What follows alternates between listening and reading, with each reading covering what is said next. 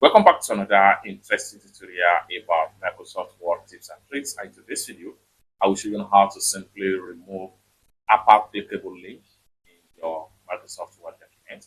Let me show you how. The very first thing you want to do is to go ahead and look for a word that has a clickable link. Like for instance, this particular word right here, strong rating right here, it has a hyperlink clickable, and this marketing strategy right here also has a clickable link. You can see it right here. So how can you remove the clickable link? Right click on the words and go ahead and make sure you click on remove hyperlink.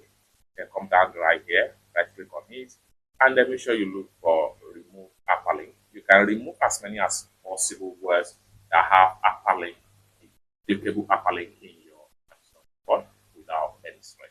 It's that simple. For more useful tutorial, tips and tricks on how best to use your board, consider subscribing. Thank you so much for watching, and I hope to see you in my next video.